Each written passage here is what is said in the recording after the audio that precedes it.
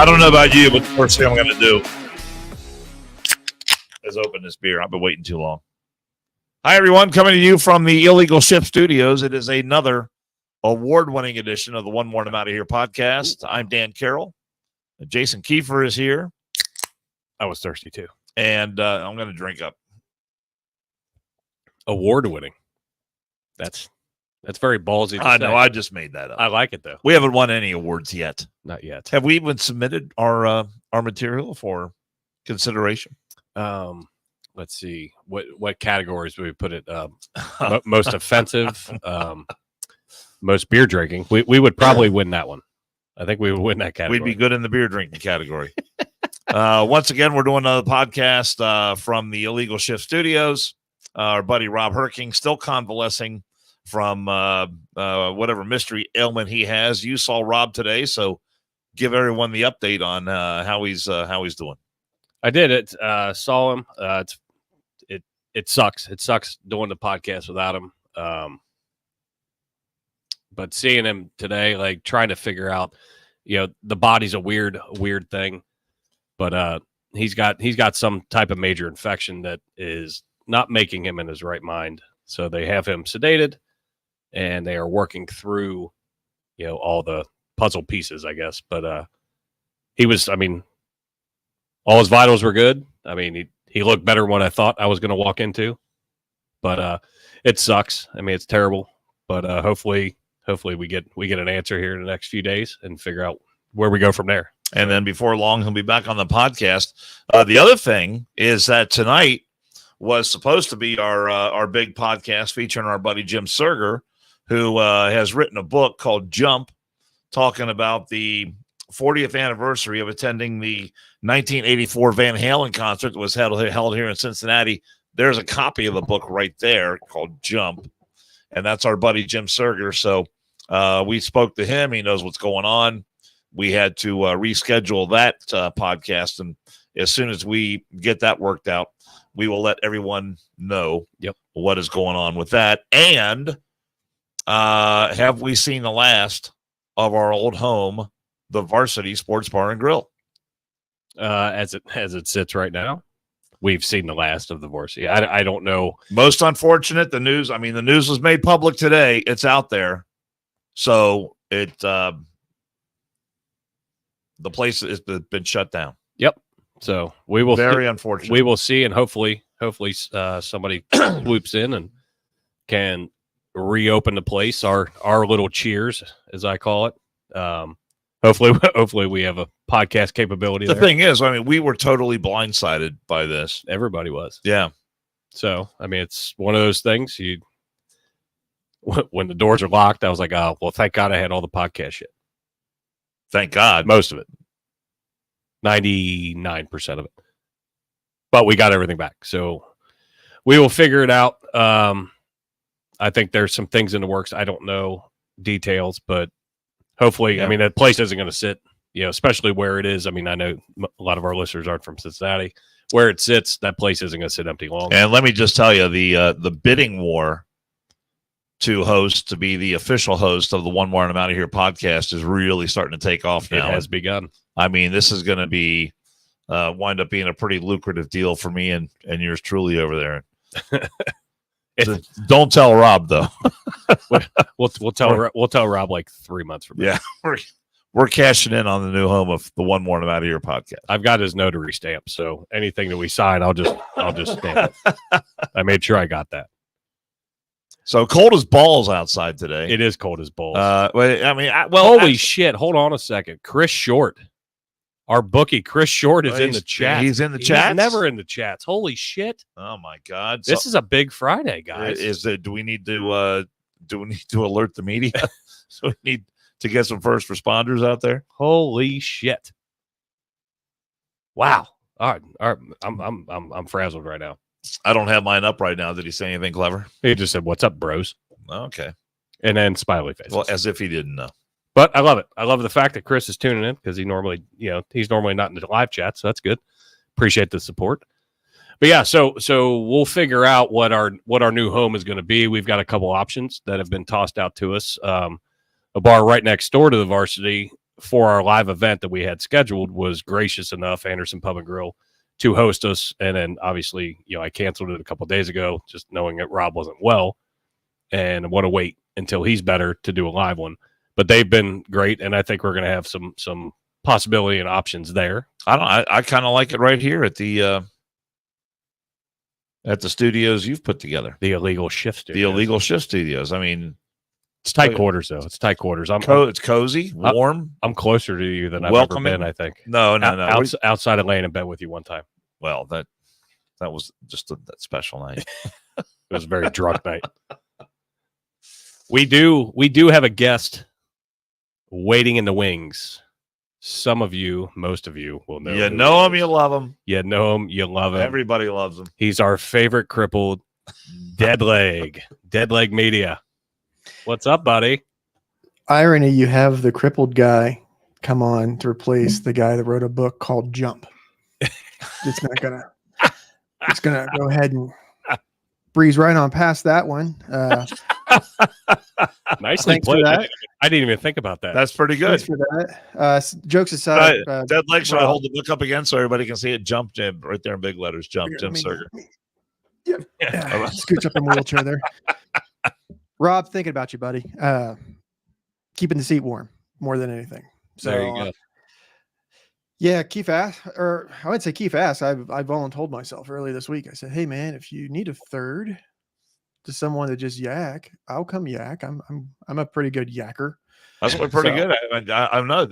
Are you going to comment in the chats while you're talking to us on the podcast? Because I love some of your comments on the chats. I mean, that is sometimes it's the best part of our podcast. Yes, is saying, "Oh my God, Dead Leg said this," and funny as shit. And he comes up with some zingers, which just like he just did.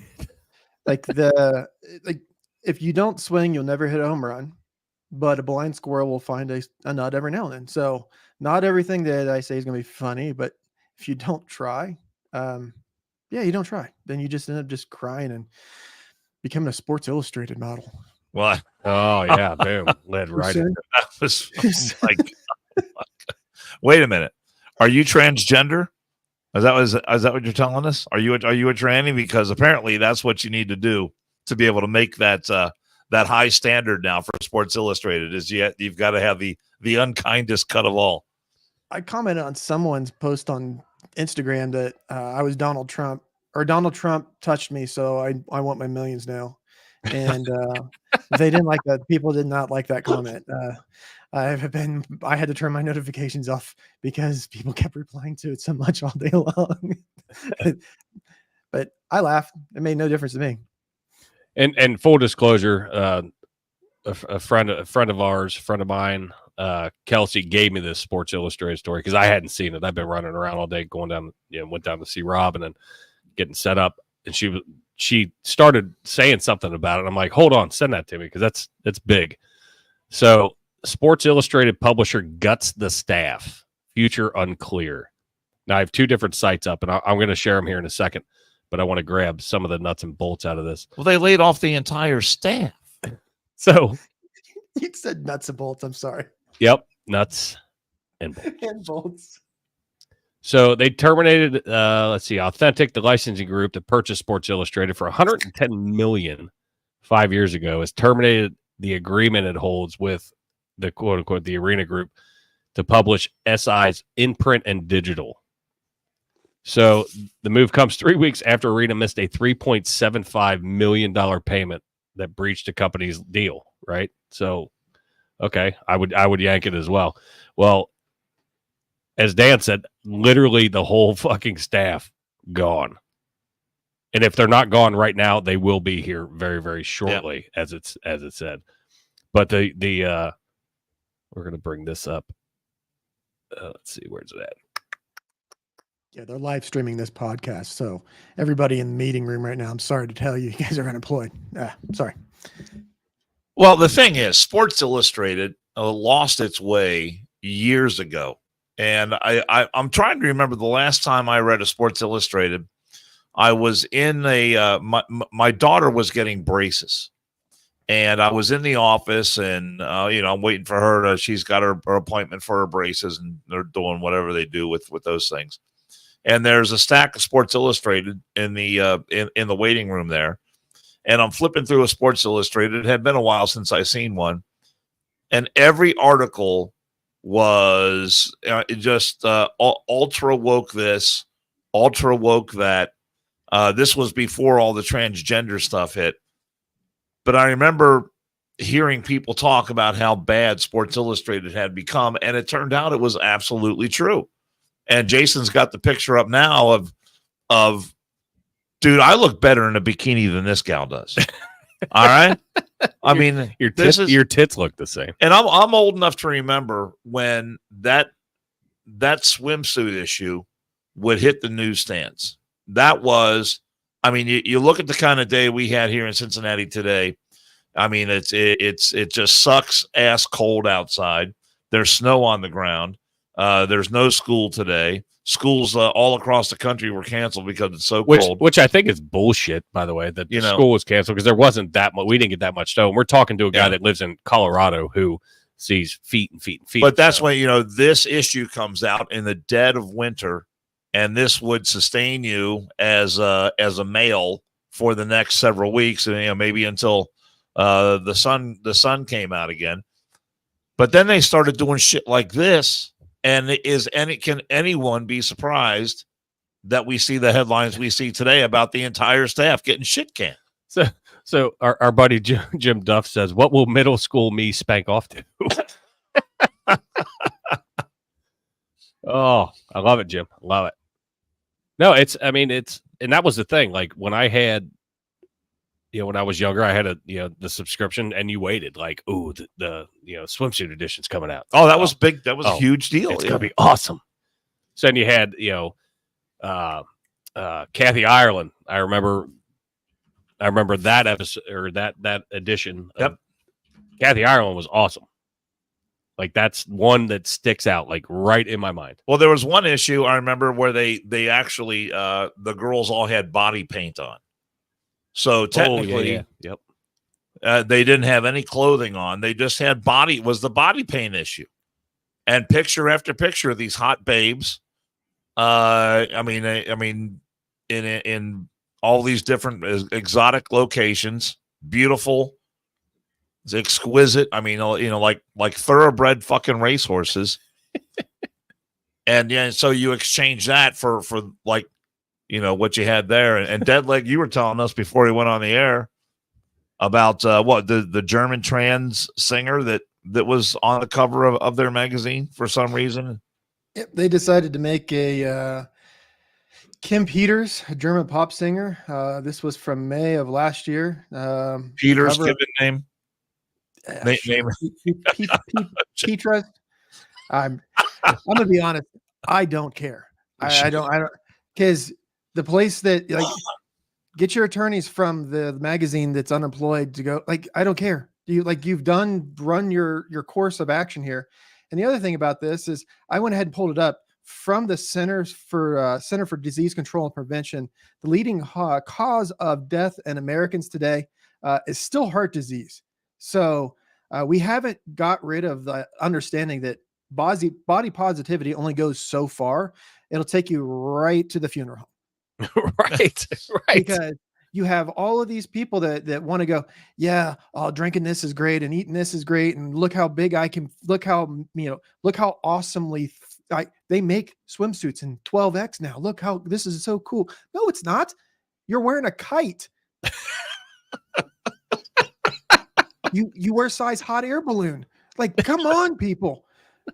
Like, it's not about to shame body. Like, I want to see you be here in 30 more years. I want to see you be here so you can have kids and raise them and do whatever you want. But you're not going to get there if they're cutting your feet off from diabetes. You're not going to get there if you're dying from heart disease. You're not going to get it's not. The tag on this one says HAB. What does that mean? Hot air balloon. Faulkner said triple X or quadruple X and HAB. Faulkner said she's just getting ready for winter. I mean, well, it is wintertime after all. And I agree with you. Like, depending on what part of the world you're in, I'm all about confidence. I'm all about it, and the fact that she's confident enough to wear that, somebody doesn't love her. Because somebody would have said, "Yeah, you probably shouldn't be." Well, the thing is, there's a segment of society that that sits there and cheers that on and rah rah rah, you go girl, women power, all that stuff. But you know what? It ain't big enough to sustain a magazine that wants to be a national magazine and have a subscription base that is in the millions, the tens of millions. And be kicking ass as they used to do back in the 70s and the 60s and the 80s. I mean, it says some employees will be terminated immediately and paid in lieu of the applicable notice period under the union contract. Employees with a last working day of today will be contacted by the people team soon. Well, that's great. I mean, and it is it do kind of fall back into our little situation where friends of ours will go get in their cars in the morning, go to work, and can't go to work because guess what? Doors are shut. These people are like, well, fuck, we were just doing what everybody wanted us to do. We're trying to include. We're all inclusive. Yeah. And all of a sudden they're just following orders. And they're realizing, oh shit, maybe that wasn't the right fucking move. You think? So now a whole division is gone. Just gone. Like people that are making this, like people make decisions. The people that are going to be affected by the ramifications of these decisions aren't the people that are making them.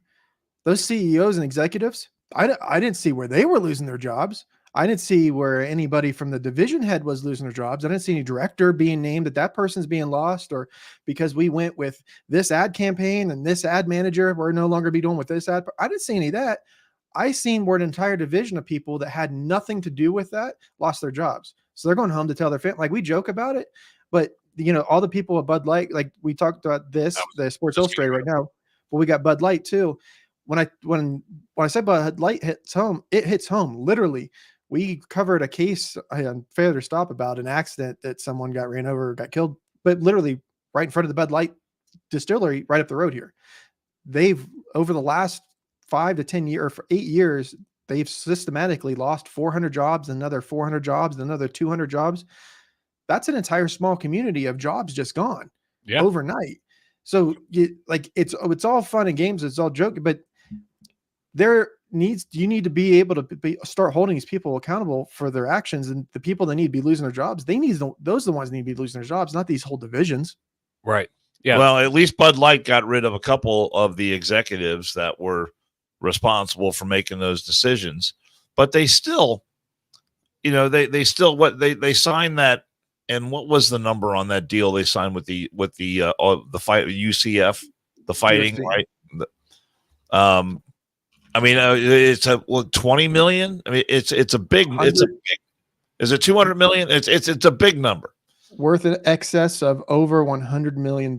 Yeah, but they still dead leg. I mean, to my way of thinking, they're not. Oh. That is not going to get it done until they come out and say tabs paid. By the way, we own this. We were wrong. We made a mistake. We want you back. We're not going to do it again. But instead, they try to have these commercials with the country music singers and some of the hot girls. And you got Peyton Manning throwing the beer cans around in the bar, which is not a bad commercial. But but everyone knows they're just trying to paper over what they did without admitting that they did something wrong. And until they come out and say, we did something wrong, their numbers are going to continue to tank. And I saw a story just the other day, how their sales continue to plummet, even here in 2024. This is, how many months removed from the whole Dylan Mulvaney thing. Right. And I'm trying to not be silent. I'm trying to catch up on comments here, but no, I was going to bring the Bud Light thing up. It's like it's a domino effect when you're trying to push an agenda that the mainstream doesn't fucking want. Push your agenda in other ways. Mainstream America. Yeah, mainstream America. That's what I mean. Yeah, mainstream America isn't buying into your bullshit. I mean, obviously the number, with the Anheuser-Busch stuff, the numbers were the numbers. You saw it. You saw the decline. And now you can shut down a whole. I mean, Sports Illustrated. How long has Sports Illustrated been around? And I haven't looked it up, but they were going to have their 70th anniversary this year. So you're going to shut down a whole division because you're trying to do. So that's 1954. You're trying to do some woke bullshit. People are getting fucking tired of it. And I mean, correct me if I'm wrong, Deadleg, but your opinion. I mean, people are getting tired of this bullshit. I mean, you guys on Failure to Stop cover a bunch of these types of things where people are just fucking done, and that's why people go to podcasts. They stop listening to mainstream audio. They want to go to podcasts where they can hear exactly what they want to fucking hear, or they tune in and they don't want to hear it, and then they tune out. But well, I would say the powers that be, but the powers that be think that we're a bunch of crayon-eating idiots. And while that is true for a lot of us, some of us understand that the crayons taste differently, so we know how to make the meals differently. We're not complete idiots. That's what I'm having for dinner tonight when I leave here. We could see what's going on in front of us. You have a beer company that has, for ages, marketed to younger and middle-aged men. Their entirety of their business model is we're going to shoot for that demographic, because if you look at their sales models and look at who's buying their product, that's who's buying their product. So I'm not going to spend money advertising to people that aren't going to buy my product. I'm going to try to, it'd be nice to get some new people in, but we'll spend a little bit of money, try to get some new people in. Let's spend the core of our money keeping the people that we have. Let's keep them here. Not only that, I've never in my entire life, I said this before, thought of myself as someone who's a big women's rights person. But what does this do for, like, the Bud Light stuff stemmed from putting Dylan Mulvaney for Women's Rights Month, for Women's History Month. That's what that's what their campaign for Bud Light was. We're going to celebrate this man dressed as a woman for women's history. So what does that do to women? What does that do to every woman that's sitting at home going, we ain't got the same plumbing, bud. Sorry, you're not one of this. Like, it's a cascading effect. It just, we need to stop normalizing crazy. Yeah. And I was never a big fan of Title IX because of the way it was put together and the way that it was implemented.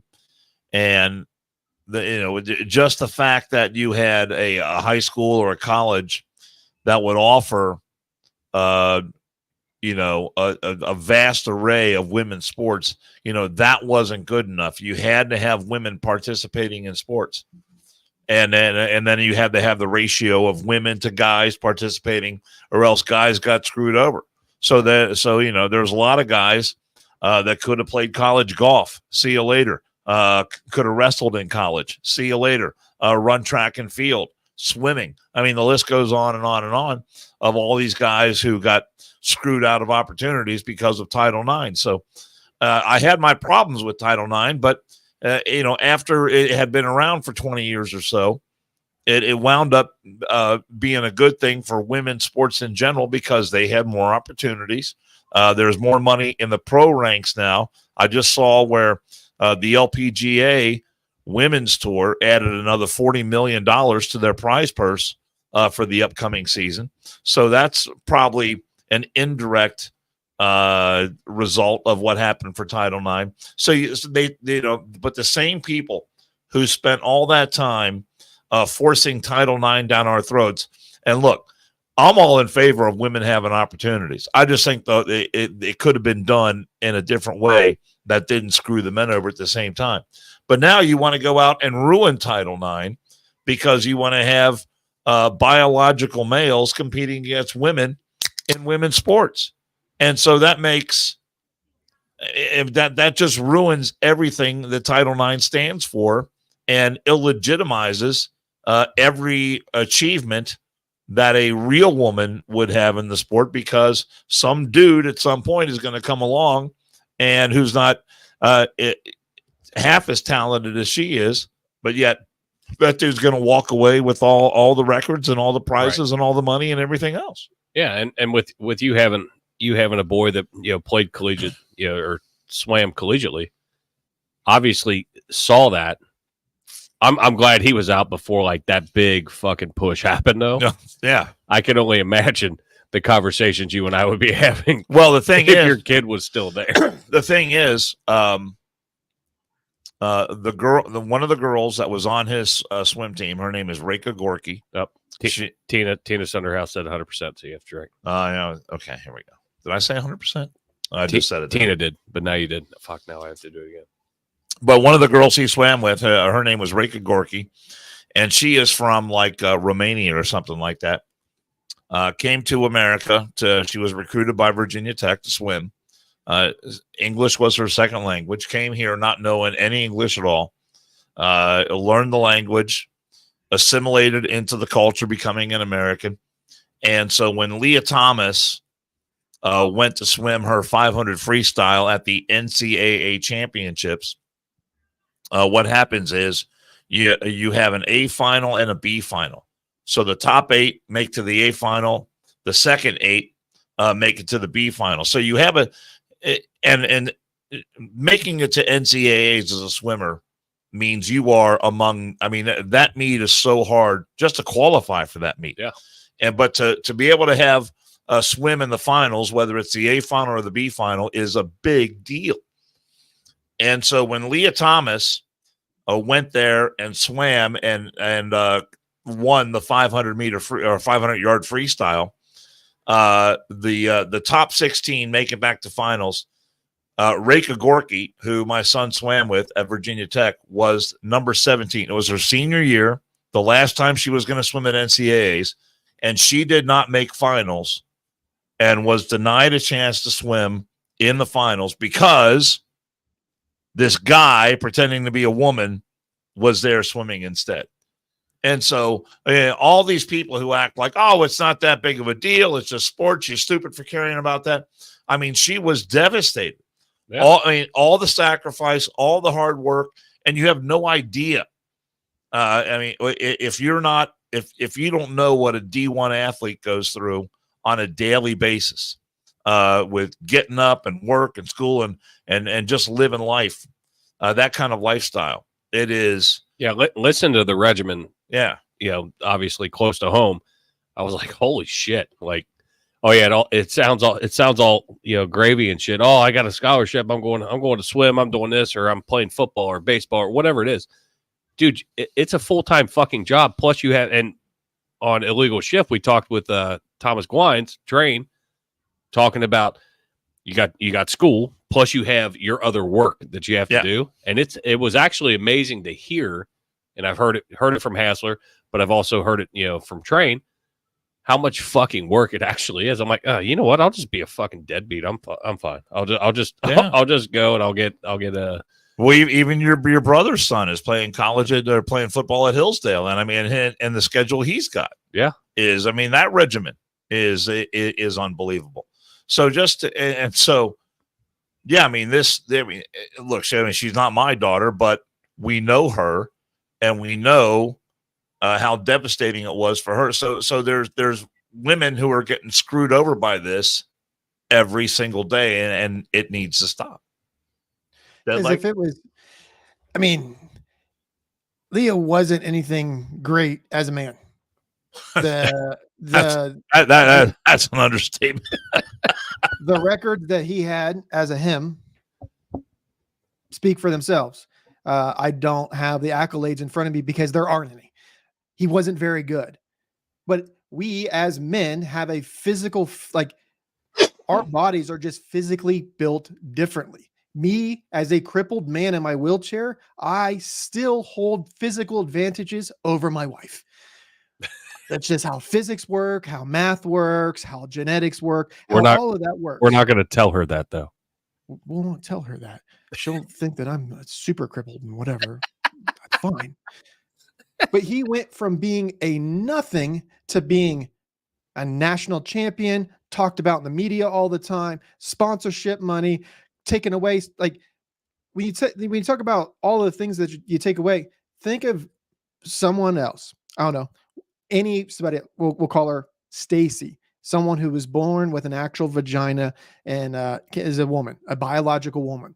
Now, this biological woman has been a biological woman since conception. Will be a biological woman until whatever she feels like, if she wants to be a guy, whatever. But no matter what, the genetics are the same. She's going to be a woman. So if she spends her entire career, goes through all these swim meets, learning how to swim when she's 4 or 5 years old, a little kicking in the kiddie pool. And the next thing you know, she's graduated and she's got the little swim meets and she's got the arm floats on. She's still done, not quite swimming. You got an entire career of this. So you go through high school and you bust your ass through high school, and you go get into college. You bust your ass to get into college. You try to get in the Olympics. To have some dude that was substandard 20 minutes ago showed up and said, "Hey, I'm a chick today. And guess what? I'm now the winner." I just tucked it and I put a different swimsuit on and I'm ready to get in the pool. Well, and that's the thing that Riley Gaines talks about, because I love her. I love her. She was there in the locker room, and this guy still had his junk, and he was getting a hard on watching these women change their clothes. and let me tell you something. When the suits that they wear at the very highest levels of competition, I mean, these suits are extremely tight. And I know this from talking to some of the female swimmers. There is no modesty at all that's left in that locker room when you're trying to put one of these things on. And it can take an hour just to get one of these things on, because they are so tight in the way they fit. So here's Leah Thomas creeping around the locker room, right, with a raging hard on, watching these women change their clothes. I mean, and the women are the ones who are told, well, you just have to accept it. And if you got a problem with it, that's on you. I mean, weren't we the ones? Haven't we been lectured by these people for years now about triggering language? If you have a speaker on campus, they need to go to their safe rooms. All this stuff. We were the ones who had to watch what we say and what we did. But when it comes to this, shut up, take it. And if you say anything, about it, the NCAA was running roughshod over all these women. And Riley Gaines couldn't say anything at the time because she would have lost her scholarship. She would have been out. She would have been banned.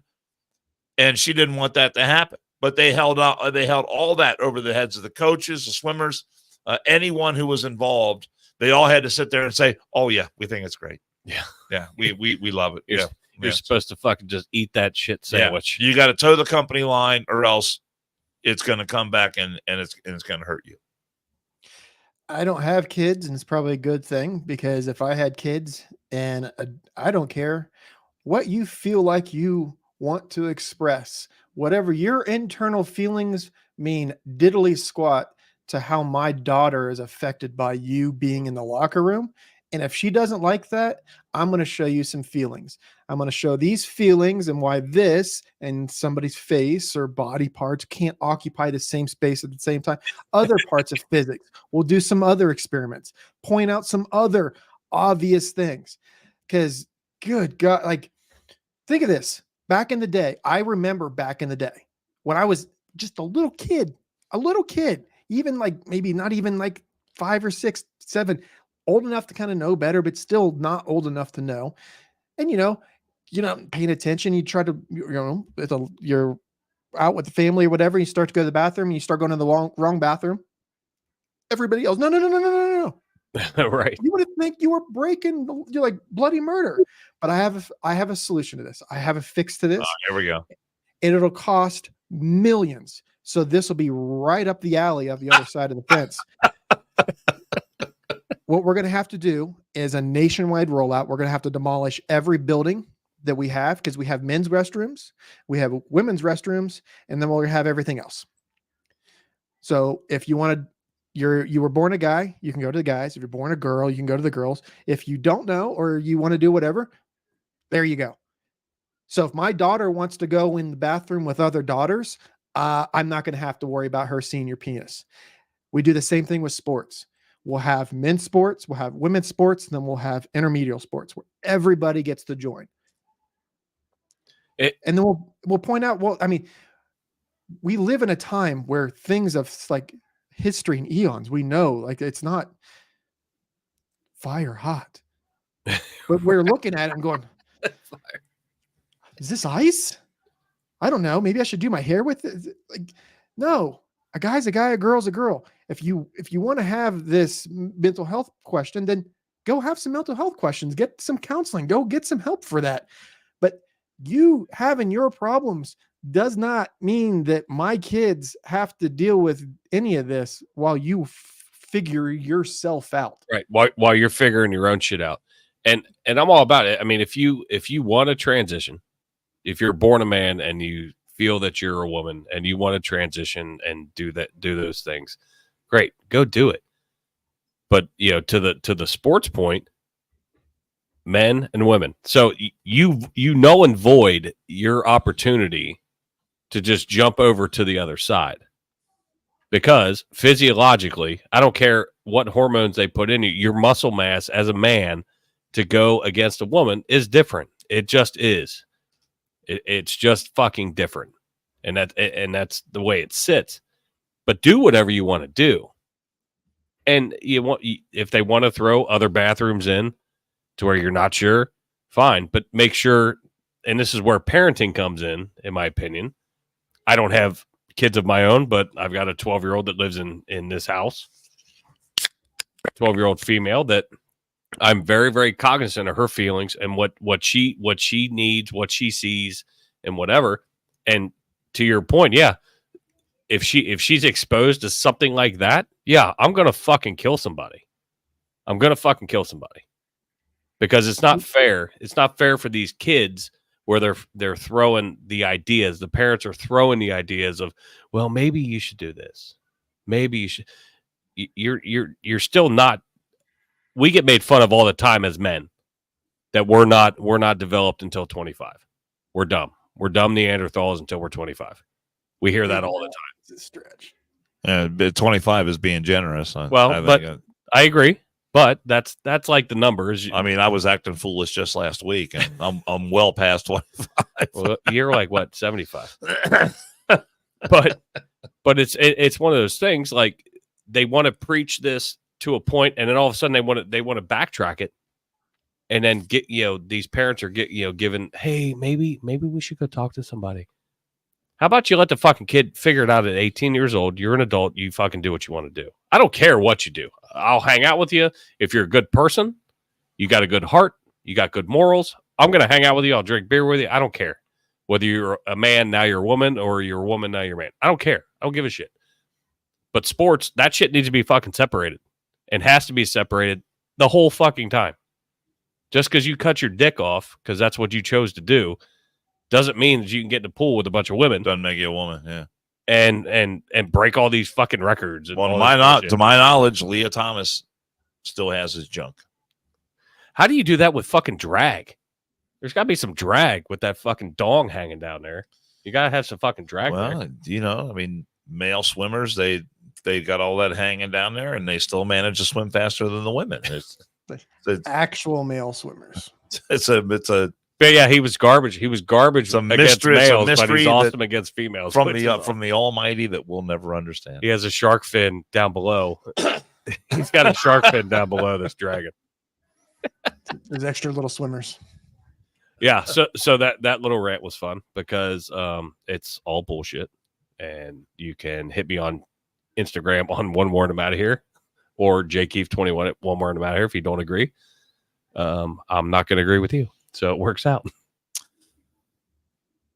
So did you see I sent you a link today. Oh, you did? Shit. Well, this way, but this was not for something that we were going to put on the podcast, but it was a link to the January 6th timeline. Oh, yeah. And it's a little over an hour long. And Dead Leg, I don't know if you're all that interested in what happened in January 6th, but this is by far the best documentary that I have seen of what happened on that day. And you won't find it on YouTube. You got to find it on Rumble. And I guess Rumble is I don't know. I don't want to say it's the equivalent of YouTube, but Rumble is, I guess, the more freedom of speech Deadleg can tell you. Counterpart to YouTube. Deadleg, how would you describe Rumble? I would say they're the free speech alternative to There you YouTube. go. Yeah. They're another video platform source that has no problem sticking the middle finger to governments that say, hey, you're going to censor this or we're not going to allow you in our country. And they say, okay, well, looks like we're not going to be happening in your country anymore. But this piece that came out called the January 6th timeline, this is the one that I've been waiting for. Because what it does, I mean, it takes you from starting at about like 5:45 in the morning. And when you see the first people rolling in who are going to go to the Trump rally, and it goes through, I mean, literally minute by minute. And you get a good overview of the timeline of the way events developed. And you see some of the idiotic and stupid things that Capitol Police did that day. You see some of the look and some of the interactions, and it's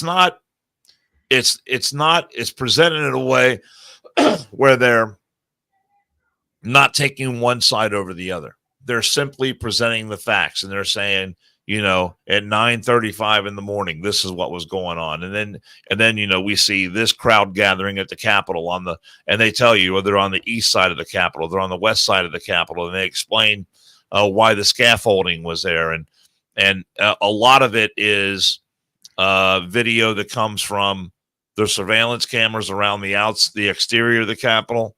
A lot of it is police body cam video. And so you see the escalation of mistakes that were made by police and how they realize at the end that you hear a lot of these cops saying, we were set up. There was no way we were prepared to deal with this situation. Right. We were going to lose. They had no chance of controlling the crowd that was going to be there. And that goes to the whole notion that Trump authorized National Guard troops to be there, but Nancy Pelosi said no. The mayor of D.C. said no. What Capitol Police Chief said no as well. Yeah, correct. But the two elements of that, and I recommend for everyone to go to Rumble. It's called January 6th, the timeline. It's a little over an hour long, and I had a chance. I started watching it a few days ago when I first found it, and then I had time today to watch the entire thing. And there's a couple of important things in that video that stand out to me. And one is Ashley Babbitt, who was the only woman that was killed that day. Or, well, she wasn't the only one, but she was the only one who was shot that day. She was shot by what I think was a true coward police officer who shot her in cold blood. And it was the best video. I've seen a lot of the snippets of Ashley Babbitt, you know, when she gets up and she's going through the window and the cop shoots her and hits her in the neck and kills her. But the thing is, there's video from the one part of the hallway when she first approaches those doors. There's 3 uniformed police officers there in riot gear who are in that hallway with her. So if she was presenting a threat, do you think between the 3 of those cops, they might have recognized that? Right. And they might have taken steps to subdue her or arrest her or remove her from that situation. And by the time she started going through the window, there was a hell of a lot more people in that small area outside those doors that were totally barricaded. But at the time she got shot, the window is probably, I don't know, 5 or maybe 5 feet or so off the ground. So she had to hop up. She's supporting herself with 2 hands to go through the window. And she's literally, with it at the moment she's shot, she's literally got 2 hands like this holding onto both sides of the window, attempting to go through the other side. Now, if you're a cop on the other side of that, and I would love to have our buddy Dexter Pitts break this down. He just called me today, actually. Did he really? Well, good. How's he doing? He's good. Well, we love Pitts. He was checking on Rob. But so you can look at it and you can judge it for yourself. The other part, but yeah, I mean, if you're suspended in a window What threat are you at that point? Yeah. I mean, yeah, you're going to make entry, but and you being a former police officer, Dead Leg, what threat is that? Literally. Well, here's where my thought is. If I'm on the other side of those doors where the other police officers are, I have the ability to continue to retreat. Like if the building is with this compromise of what we're saying it is, I can still have the ability to retreat. There's no stand your ground law for police officers. There's nothing like that. Police officers have the ability to exercise deadly force, but there are very, very specific circumstances in which that happens. Usually, that's one of the biggest ones is you have to be in fear for your life or egregious bodily harm to yourself or somebody else. So I can't shoot and kill somebody else if I'm there in the process of like if Keith was coming after Dan with a hatchet, a big old machete, I could shoot Keith. That'd be perfectly fine because I'm saving Dan from egregious bodily harm. Now, you have all of these other people behind. So the question, if we're really going to start to think out loud, is if I start to discharge my firearm, I have her. How many other tens or 20 or 30 or 100 people are behind her in the hallway? Not only that, I risk if I start firing, everybody else beside me, they might perceive a threat as well. They'll start firing. Now you have this, what we avoided the worst, or what I think could have happened at that particular time is everybody starts unloading their weapons down this into this door. Then you have not just Ashley Babbitt, but you have all these other people. Not only that, how many, what's the weapons that she had? We've gone this hands up, don't shoot, unarmed, none of this. Her hands were literally up against the door, unarmed, and they shot her. Not only we've got not like there's been no real investigation to this. They just Capitol Police said that's what it was, and that was it.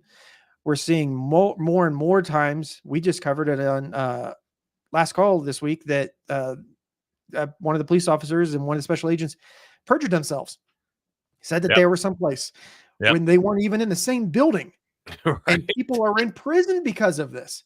Not only that, the people that are in prison, those are some of the highest toted ones that the Department of Justice goes out there. These are the war medals on our chest. These are all the people that we have put in prison because of this. Well, this relates to some members of the Proud Boys, right? That were involved in this. Yeah. So the oath so Dead Leg, you should go find that. It's called, if you put in Rumble January 6th timeline, you will probably find, or Jason can probably, if he's got your email, he can forward you that link. But I recommend you look at that, and you'll see. I mean, you'll just shake your head at some of the actions that the police were doing on the Capitol that day when it came to discharging munitions, using tear gas, firing into the crowd, that sort of thing. I just looked at it and shake my head. And look, I know they're under a lot of stress, and there's no one who supports the cops more than me. But the actions that they took that day, you just shake your head and you wonder why they did that thing. And I am not excusing the people who were engaging with police and fighting with police. I mean, to my way of thinking, that sort of thing should have never happened. But if it was truly an insurrection, tab spade again. What's that? I said the tab spade again. Yeah, you said to my way of thinking. I'm drinking your beer tonight. But so I bought all the beer. That's the best time. That's the best time to do it. Yeah, fucking tab spade, you fucker. But if it was truly an insurrection, there are multiple times when there are other individuals who were either trampled underfoot, needed medical care, first responders were there, and when they got there, and there were police and people like Jason, paramedics who were there trying to help these individuals.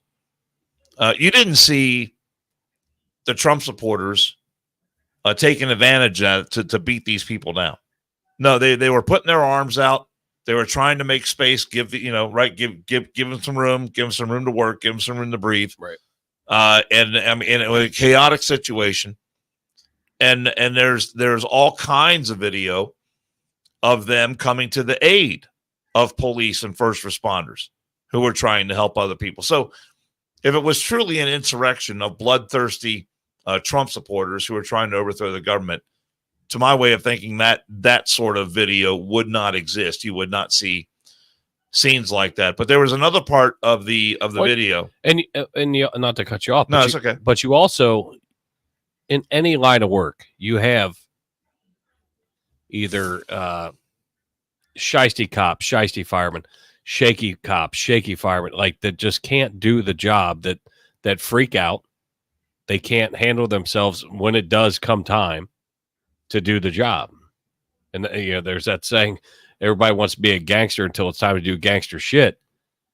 And Cincy 513 just put, she was crawling through a window. There's a guy pointing a gun on the other side, play dumb games, win dumb prizes. I mean, I get that to a point, but when you have somebody, I wasn't there, so I don't know what that scenario would look like for me, right? I mean, did he freak out? Did he accidentally discharge? Did he literally look down the sights and I'm going to kill this bitch?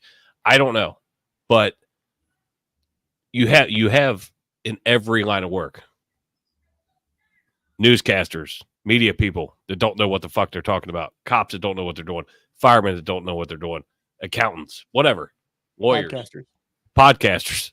But it is one of those things where your training has to come into play. And the way that some of this, the January 6th shit has blown out, when there is no help from the top brass, when they're like, hey, we're going to need people. Well, no, you're not getting them. Well, then these poor fuckers are there with thousands and thousands of fucking people. It's a shit sandwich all the way around. So it's like, I mean, I need to watch it. I need to see exactly like what you saw, because I haven't watched it yet. But and I will. And that's the only thing I want to say to Cincy 513. Call me delusional if you want. Watch the video for yourself. Make your own decisions. I have not spoken about. I've spoken about January 6th a little bit between then and now, but after seeing this video, this presentation of the timeline, and this in Cincy 513, just watch it. It's an hour and 6 minutes long. Watch it, because it doesn't come from a liberal point of view. It doesn't come from a conservative point of view. It comes from a what happened, and puts it and puts it all in context. Well, I like the fact that it was released on Rumble. It's the good, it's the bad, it's the ugly, and you can make your own decisions on this. You can make your own decisions. And the very quickly, the other part I want to get to is the video. Remember the guy with the Viking helmet on, right, with the horns? Yep, that guy. QAnon shaman. Yeah. So they show him walking around the Capitol. And there's multiple times when he's telling people we need to be peaceful. We need to be peaceful. He goes into the Senate chamber. They show him, he's up there. He's yelling, "Oh, look at me! I'm the guy with the funny hat on." I'd have probably done the same thing. He gets up to into the Senate, and he's up there behind the desk. And this is already after a lot of other people had gone up there, and the cops come in. Okay, Capitol Police. They come into the Senate, and they say, "Okay, it's time to get out of here. It's time to go." Mm-hmm. And what do the people in that room do? They go. They start walking out. Yep. On the way out, they stop and say to the police officers there, "Thank you. Thank you for what you're doing." Yeah. I mean, they were being directed. They were literally being directed. Here, you can go here. You can go here. The cops came in, told them it was time to go. They left. And on the way out, they stopped to thank the cops. Draw your own conclusions, if you will, out of that, because I can draw my conclusions out of that. And to my point, though, like, you're going to have bad apples regardless. Right. And there are a lot of bad apples there. Somebody, no doubt about it. Somebody will fuck up a good time. That is, whether you go to a party in the neighborhood, there's going to be some dickhead. Sometimes it's me that will fuck up a good time. I get it. Yeah. I mean, a couple of things can be true at the same time. Yes. Like, there were hundreds of people that exercised their First Amendment rights and didn't do anything criminal. That happened. There were people there that were rioting. That happened. There were people that assaulted police officers there. That happened. There were also people that were led into the buildings by police officers. That also happened. Yep. All of these things can happen and all be true at the same time. We live in a world where the media is put us in a camp where you have to be team A or team B. You're going to go down this street, we're going to down this street. Either it's an insurrection and it was worse than a civil war, or it was nothing and we shouldn't even be talking about it. Like, no, all of that stuff can be true at the same time. So yes, we can look at that and say, yeah, I'm not a big fan of that. That's a stain on American history. That's not one of our brightest days at all. But I can also look at that day and go, yeah, there was a complete, absolute breakdown in communications from the top to the people that are out there working the jobs. So the people that are out there working the jobs, they're going, hey man, there is a shit ton of people. What do you want us to do? Right. Be advised, there is still a shit ton more people, and they're walking into the building now. What do you want us to do? Okay, now they're in the building. Someone opened the door. Who did that? Secondly, what do you want us to do? They're asking for direction for command the entire time. Yeah. Not only that, you're right. Yeah, you're right. Yeah. And they're not getting it. So we cannot, on one hand, paint this entire brush that all the law enforcement there was just complete crap that day. The same thing we can't say everywhere there was a rioter that day. No, there were people there rioting, and there were people there exercising their constitutional rights. And there were probably police officers there that, like, hey, I don't know what we should be doing. There's no one making decisions. Because you know what happens when people, I wouldn't say that January 6th was combat, but you know what happens when people are put into combat? When they're put into those situations where you sometimes don't realize that you have an opportunity to slow things down by not making a decision, waiting just a little bit longer. But because you don't feel like you have that time, you feel like you have no other choice, but you have to make a decision. So the decision is, I'm gonna throw a flashbang in the crowd. I'm gonna throw tear gas in the crowd.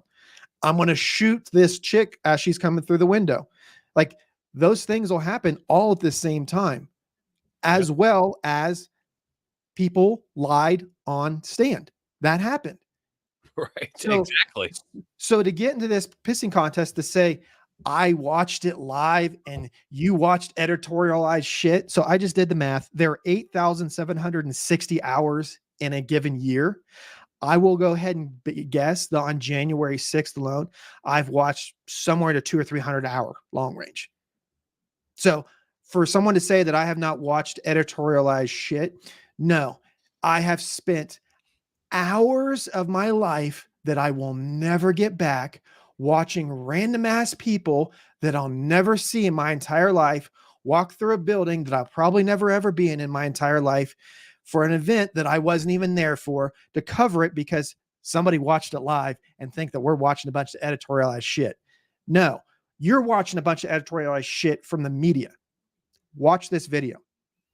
You watch the same stuff, the same information. You watch every bit of it, spend the same amount of time, and then tell me that I'm watching editorial shit. I go, okay, well, it just looks like we're not going to be riding on the same bus, because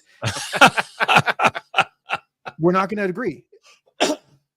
No, and I know, I mean, just because, I mean, you and I are buddies and we talk often, I know how much time you've invested into watching that shit.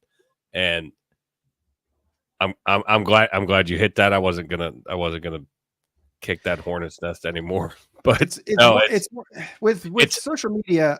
Whether you're watching it live or whether you're watching a documentary, or if you want to call that document, I don't know if that's an actual documentary, whatever it's called.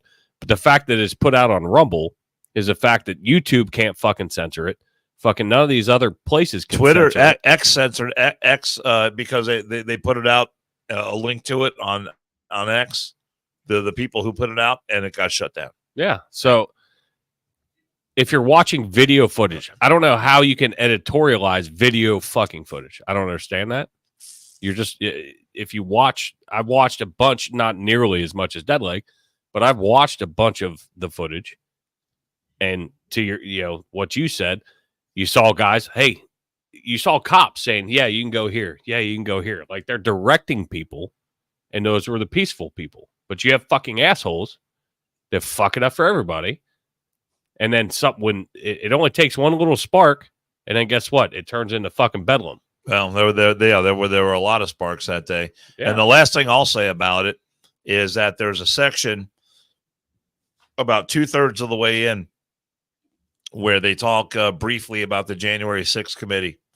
And they talk about a particular point that the January 6th committee was trying to make to convince everyone that this was, a bloodthirsty crowd. This was an insurrection.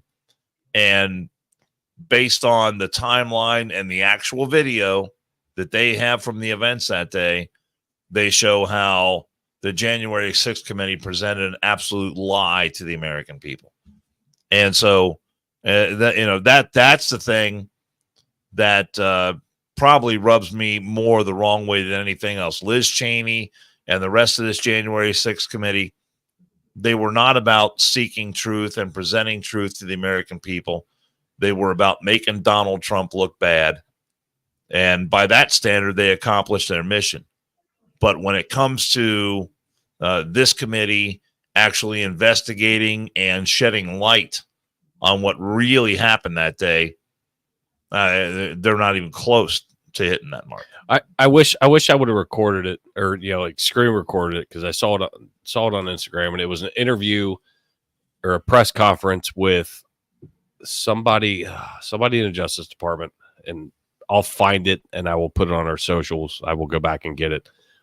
But he was talking about the fucking conditions in the fucking DC jail with these people that they arrested. Yeah. And he was like, it was like a third world country. It's shameful. Shameful. And he was like, people deserve due process, and they're not getting due process right now with the way this is working and with what I'm seeing. Like, I mean, in jail with no food for like 4 or 5 fucking days after the fact, just sitting there waiting to go to court. I'll find a video. I'll put it on our One More and I'm Out of Your Instagram page. I'll find it. But it was very telling. Where our government was like, all right, fuck you. You did this. The one side, I'm not going to say which side, the one side said, all right, fuck you. We're going to put you in there and throw away the key. And you always hear that term. But that's exactly what happened. He was like, I've been in the prison system for a long time, and I've never seen shit like this. So I think we're gonna wind her down. You hook a brother up.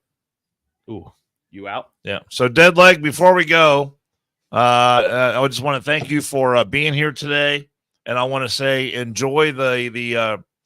I don't know if we have a chance to talk again before the Super Bowl, but enjoy the rendition of the Black National Anthem at the Super Bowl. I know you're looking forward to that. Oh, I didn't know that the national anthem had a line in there that excluded black people. We already had one. Hey, very inclusive, I think, of the NFL to include the Black National Anthem. Right. Because, one national anthem isn't good enough. There's one national anthem for everybody, and then there's another one for black people. I'm very, very inclusive with it. Very inclusive. I will say, I don't, like I said earlier, I don't have any, or may not have said it while we were on air, but I don't have any of the ad reads. But I am going to say our friend Rich reached out to me today, checking on Rob. But Rich is our go-to at Engraved in USA. Makes all our cups, our awesome shirts, koozies, beautiful stuff. Dan's drinking out of a koozie. And again, like I said, I don't have the ad read, but the number and websites or emails are on the page right now. But reach out to them. They're doing great things for us. Like I said, we're kind of swinging from the hip right now, being a man down. So we're just trying to figure it out. But Rich is super close to us anyway. But what they're doing at Engraved in USA is awesome. So check it out, engravedinusa.com, and go buy some shit. Go buy some shit from them, because they're good peeps. And that's what I got. That's why I don't do typical ad reads. That's why I don't let me do it. Go buy some shit. Go buy some shit. Get your One More and I'm Out of Here merch. Sold me. Or if you have, there you go. Nice shirt as well. I do want to compliment you on your shirt. Dead Leg's a huge supporter. Failure to Stop's a huge supporter of us, and we support them as well. Compliment the shirt, but the lack of pants we'll just ignore. Yeah, it's funny. I'm not wearing pants either, and Dan keeps looking over here. It's weird. I don't know. But to wind this down, Good thing we got a lot of space here in the what is it? Illegal? What you just did was an illegal shift. Illegal shift. Yeah. You illegally shifted into my realm. But no, it's we're hoping everybody send some prayers out to Rob, please. Hopefully he starts to make a turn and gets better, and we can have him back wherever our new home will be. We're working on it, but yeah, God damn it, I know. 2024 can suck a dick already. So far, yeah, it's been a shit year already. Dead Leg, thanks for being here, brother. Great having you on, man. It was fun. Real quick, I just had a thought come through my head. Does Rob know about varsity yet? Yeah, that's why it shut down, because he didn't make the rent payment on Wednesday. Okay, because I was just ready to think that he's going to wake up and be like, "Hey, we're going to go to the varsity night, guys." I'm like, "Well, Rob, some guys tell you, bud." It's normally his bar tab is the rent payment. It could be a Twilight Zone episode when he wakes up, be an alternative reality for him. What? No varsity? No. And Dead Leg, you know the drill. Stick around, but Dan, normally you get asked a question, but I'm just going to throw this out in space, and I did get a little bit of a glimpse. Oh, for God's sake! And I can say that Rob does not manscape. Oh my God.